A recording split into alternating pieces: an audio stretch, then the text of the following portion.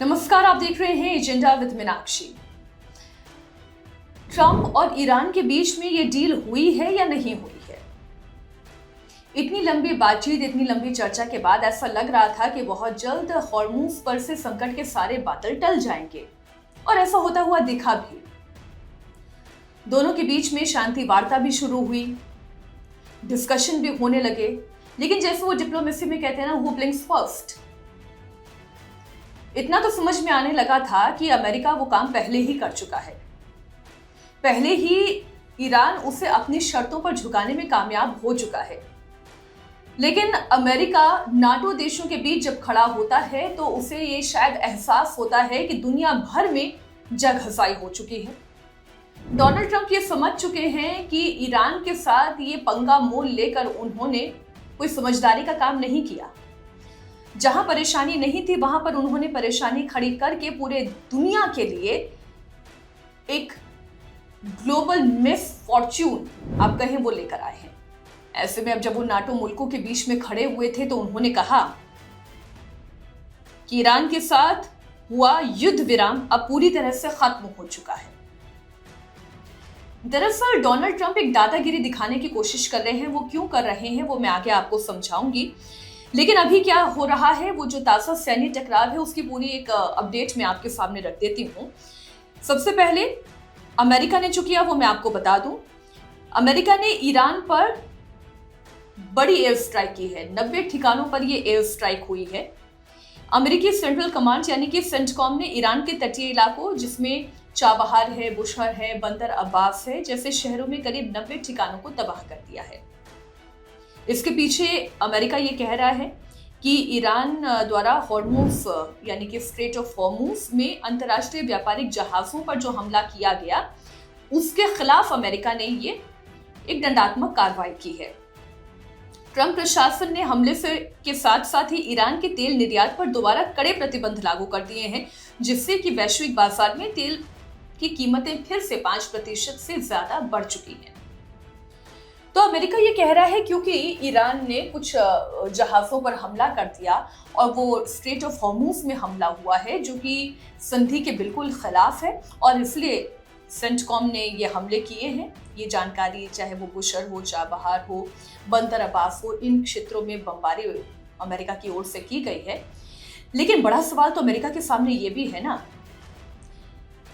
कि उसी straight of Hormuz में अमेरिकी ब्लॉकेट, ईरानी ब्लॉकेट के बीच से जब वो जहाज जो तेल लेकर निकल रहे थे जिसमें भारतीय जहाज़े भी मौजूद थे, आपने उसे हमला करके नेस्तनाबूद कर दिया और उसे डूबने के लिए छोड़ दिया। भारतीय नाविक जो उसमें सवार थे वो भी मारे गए थे। तो क्या वो सीज फायर वायलेशन नहीं था? अब ईरान जो करे वो सीज फायर वायलेशन है, लेकिन अमेरिका जो करे वो सीज फायर वायलेशन नहीं था। और भारत ने तब भी कड़ी टिप्पणी की थी और अमेरिका से ये सवाल पूछा था कि आप इस तरीके से अंतर्राष्ट्रीय जल संधि या अंतर्राष्ट्रीय जल में इंटरनेशनल वाटर में अपने नियम को कैसे लागू कर सकते हैं। बहरहाल ईरान ने भी पलटवार किया। ईरान ने अमेरिका पर पलटवार किया, उसके सैन्य ठिकानों को निशाना बनाया। ईरान की इस्लामिक रिवोल्यूशनरी गार्ड यानी कि IRGC ने कुवैत और बहरीन स्थित 85 अमेरिकी सैन्य ठिकानों पर मिसाइल और सुसाइड ड्रोन से हमला किया। ईरान ने कुवैत के अली अल सलेम एयरबेस और कैंप आरिफ जान के साथ साथ बहरीन में जो अमेरिकी नौसेना की 5th फ्लीट है उसके मुख्यालय को निशाना बनाया। अल जजीरा की रिपोर्ट ये दिखा रही है।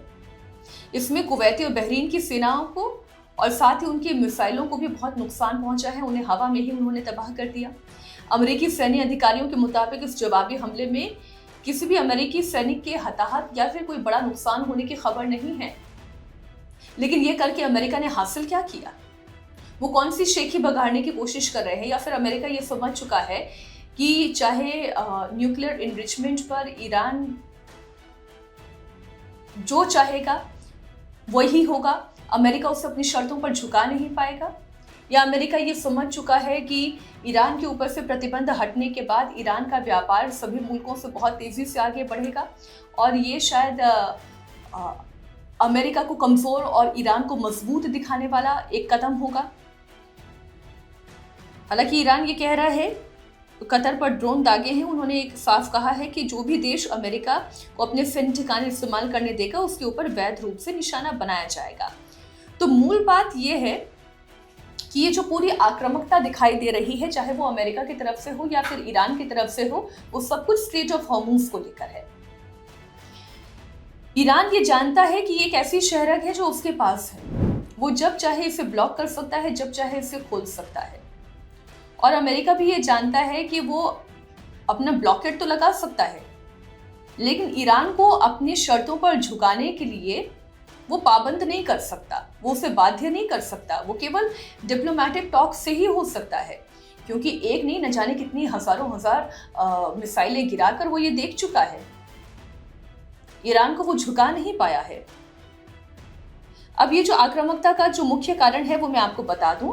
दरअसल ईरान ने 3 कार्गो जहाज पर हमला किया था और कमर्शियल शिपिंग को निशाना बनाया था।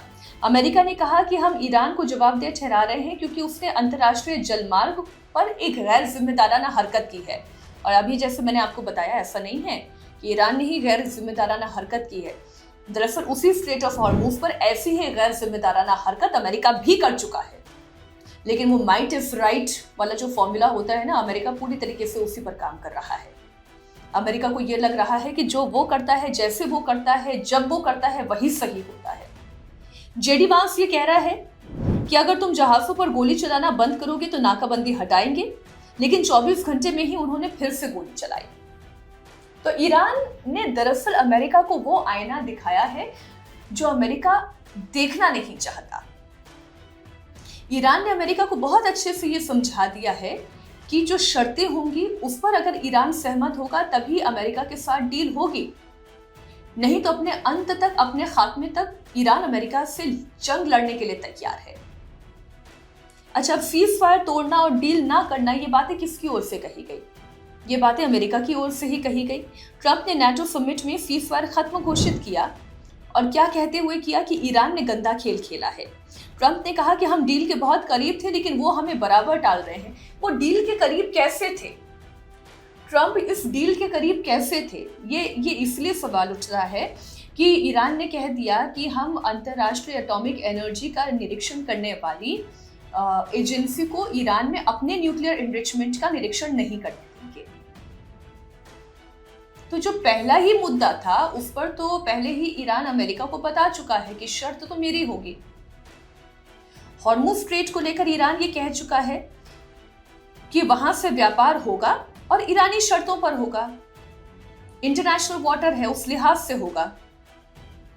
ईरान के ऊपर जो प्रतिबंध लगे हुए हैं उसे अमेरिका को हटाना होगा और बिना किसी शर्त हटाना होगा। तो यूं आप देखिए तो ईरान के तो लगातार अपर हैंड था इस डील में। ट्रंप फिर ये कैसे कह रहा है कि इस डील में हम बहुत करीब थे साइन करने के, लेकिन ईरान हमें टाल रहा है। उनकी मांग थी कि ईरान अपना जो एनरिच्ड यूरेनियम है वो अमेरिका को सौंप दे और अंतर्राष्ट्रीय निगरानी में इसे नष्ट कर दे। ईरान ऐसा क्यों करेगा? क्योंकि अभी अगर ईरान के पास कोई लेवरेज है तो वो यही हॉर्मुज स्ट्रेट है और यही न्यूक्लियर एनरिच्ड न्यूक्लियर उनके पास है। अब ट्रंप ट्रुथ सोशल पर लिखते हैं कि अगर फिर ऐसा हुआ तो और भी बुरा होगा और बहुत बुरा होगा। पूरी की पूरी ईरान की सभ्यता को वो नष्ट करके रख देंगे। ये कौन सी नई धमकी है जो ट्रंप दे रहे हैं? इस साल में न जाने बीते महीनों में कितनी बार हमने ये धमकी सुन ली है, लेकिन क्या ईरान को उन्होंने पूरी तरह से खत्म कर दिया? उनके जो सुप्रीम लीडर थे अयातुल्ला खामेनी को उन्होंने मार गिराया, आज उन्हें सुपुर्दे खाक किया जाएगा। ट्रंप ने क्या हासिल कर लिया? उनका बेटा वो अब खामेनी वहां पे बन गया है, अयातुल्ला बन गया है। मुस्तफा खामेनी अयातुल्ला की पोजीशन पर है। तो ना आप रिजीम चेंज कर पाते हैं, ना आप इनरिचमेंट न्यूक्लियर का बंद कर पाते हैं, ना जो इनरिच्ड न्यूक्लियर है उसे आप नष्ट कर पाते हैं, ना आप हॉर्मुज स्ट्रेट को, इंटरनेशनल वाटर को बाकी देशों के लिए खोल पा रहे हैं। तो ट्रंप कर क्या पा रहे हैं? और फिर ईरान को धमकी पर धमकी। ईरान को नुकसान हो रहा है, कुवैत को नुकसान हो रहा है, इराक को नुकसान हो रहा है, सऊदी को नुकसान हो रहा है। अगर परोक्ष रूप से देखें तो भारत को नुकसान हो रहा है, उसकी इकोनॉमी को नुकसान हो रहा है। उनके अपने मित्र देश पाकिस्तान को नुकसान हो रहा है, फायदा किससे हो रहा है? अब ये जो दबाव की रणनीति है, दरअसल वो दबाव की रणनीति काम कर रही है। एक तरफ आप डिप्लोमेटिक टॉक करते हैं, दूसरी तरफ आप बम बारूद की बारिश कर देते हैं। ये जो सैन्य दबाव दरअसल पूरा बनाने की कोशिश हो रही है, ट्रंप 2 मोर्चों पर खेल रहे हैं। तो कूटनीतिक दबाव कैसे बनाते हैं? वो ये कहते हैं कि डील नहीं हुई तो पुल गिरा देंगे, डील नहीं हुई तो खार्क द्वीप पर कब्जा कर लेंगे, डील नहीं हुई तो ईरान की पूरी सभ्यता खत्म कर देंगे, डील नहीं हुई तो अयातुल्ला को मार गिराएंगे, डील नहीं हुई। तो ये जो डील के मामले में फिर ये जो धमकियां हैं, ये दरअसल एक डिप्लोमेटिक प्रेशर के तौर पर है। और दूसरी तरफ सैन्य दबाव, हॉर्मूज में ईरान की क्षमता को कमजोर करके उस तेल रूट को अगर वो खोल देते हैं, तो वो तेल रूट तो अभी तक खुलता हुआ दिख नहीं रहा है, जहां पर कोई भी जहाज बिना किसी शंका के आसानी से ट्रेड कर सके, ऐसा भी होता हुआ दिख नहीं रहा है।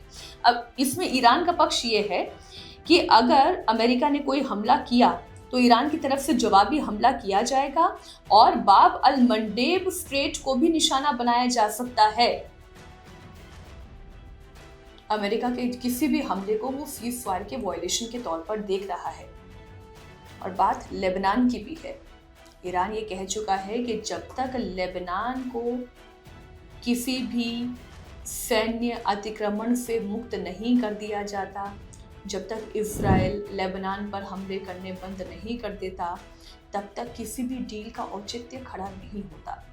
तो कुल मिलाकर आप ये कह सकते हैं कि ट्रंप जितने हमले करेंगे, ईरान उतने हमले करेगा। ट्रंप जितना नेगोशिएट करेंगे, ईरान उतना नेगोशिएट करेगा।